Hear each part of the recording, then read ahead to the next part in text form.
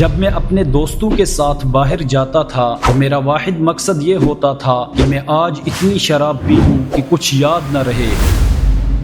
میں شراب پیتا جاتا اور جب رات کو بستر پر لیٹتا تو بس یہی دعا کرتا کہ کاش صبح نہ ہو۔ مجھے اس زندگی میں کوئی مقصد نظر نہیں آتا تھا۔ اگر یہ سب کچھ بس یہی ہے تو اس کھیل کو ختم کر دو، میں اس کا حصہ نہیں بننا چاہتا۔ بسم اللہ الرحمن الرحیم۔ السلام علیکم ورحمۃ اللہ وبرکاتہ۔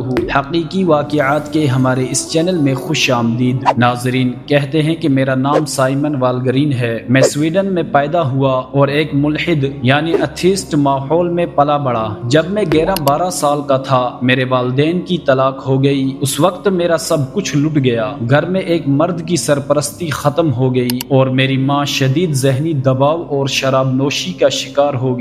میرے گھر کا ماحول ایسا بن گیا کہ ہر روز اجنبی لوگ آتے تھے۔ میں اپنے ہی گھر میں خود کو محفوظ نہیں سمجھتا تھا۔ میں نے اس تاریکی سے بچنے کے لیے نشے اور پارٹیوں کا سہارا لیا۔ میں اتنا شراب پیتا تھا کہ مجھے کچھ یاد نہ رہے، اور جب رات کو سوتا تو دعا کرتا کہ کاش صبح آنکھ نہ کھلے۔ یہ زندگی میرے لیے ایک بوجھ بن چکی تھی۔ عزیز دوستو، کہتے ہیں کہ پھر ایک دن میرے ماموں کا فون آیا کہ ماں ہسپتال میں ہے اور حالت تشویشناک ہے۔ میں جلدی نکلا اور جب میں وہاں پہنچا تو ماں کوما میں تھی۔ ڈاکٹروں نے جواب دے دیا تھا۔ میں نے ان کا ہاتھ تھاما، وہ ٹھنڈا پڑ رہا تھا۔ ایک ملحد کے طور پر میں سوچتا تھا کہ موت کے بعد کچھ نہیں، بس ختم۔ لیکن اپنی ماں کے سامنے موت کو اتنی قریب دیکھ کر میرا فلسفہ ٹوٹ گیا۔ میرے اندر غصہ بھی تھا اور محبت بھی۔ جب ہارٹ مانیٹر کی آواز ٹیں ٹیں ہو کر سیدھی ہو گئی تو میں اندر سے ٹوٹ گیا۔ تب مجھے احساس ہوا کہ زندگی صرف یہی ختم نہیں ہوتی۔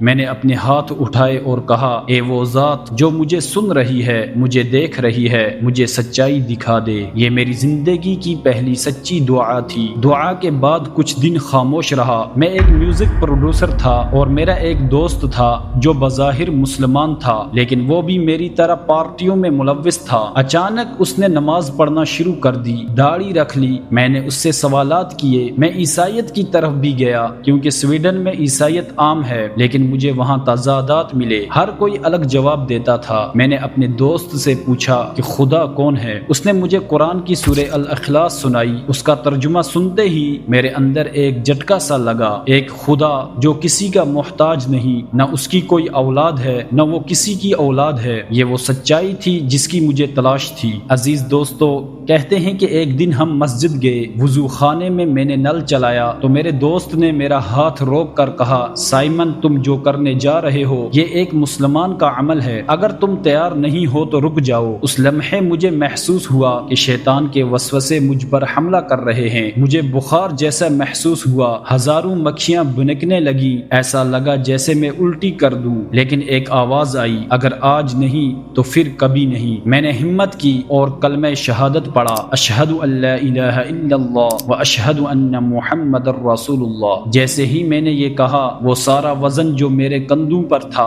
جیسے پانی کے ٹھنڈے دھارے سے دھل گیا۔ میں نے زندگی میں پہلی بار سکون محسوس کیا۔ اسلام لانے کے بعد جب میں نے دوستوں کو بتایا تو سب نے فون اٹھانا بند کر دیا۔ میرے اپنے گھر والوں نے مجھ پر دہشت گردی کا لیبل لگا دیا۔ میری باس نے مجھے ایک خفیہ میٹنگ میں بلا کر پوچھا کہ کیا میں پاگل تو نہیں ہو گیا یا کوئی نشہ تو نہیں کر لیا، لیکن میں نے صبر کیا۔ میں نے قرآن کا وہ اصول سیکھ لیا تھا کہ ممکن ہے تم کسی چیز کو برا سمجھو اور وہ تمہارے لیے بہتر ہو۔ اللہ نے مجھے ایک نئی کمیونٹی دی، نئے بھائی دیے جو مجھے جانتے بھی نہیں تھے لیکن مجھ سے محبت کرتے تھے۔ کہتے ہیں کہ میں نے دعا کی اللہ سے کہ میں کسی مسلم ملک میں جاؤں، حالانکہ میں بے روزگار ہو گیا تھا۔ پھر وہی ہوا جس کا مجھے یقین تھا۔ مجھے دبئی سے ایک پروجیکٹ کے لیے اسکالرشپ ملی۔ جو کچھ میں نے اللہ سے مانگا اللہ نے مجھے اس سے بہتر دیا۔ آج میرے والد بھی مسلمان ہو چکے ہیں، میری سوتیلی ماں بھی، اور میری 95 سالہ دادی نے بھی اسلام قبول کر لیا۔ آخر میں آپ کو وہی کہوں گا جو مجھے زندگی کے اس موڑ پر ملا، کل نفس ذائقۃ الموت، ہر جان کو موت کا ذائقہ چکنا ہے۔ اپنے آپ سے پوچھیں، میں کون ہوں، کیوں آیا ہوں اور کہاں جانا ہے؟ جب آپ یہ سوال شروع کریں گے تو اللہ آپ کا ہاتھ تھام لے گا۔ عزیز دوستو، یہ تھا آج کا واقعہ۔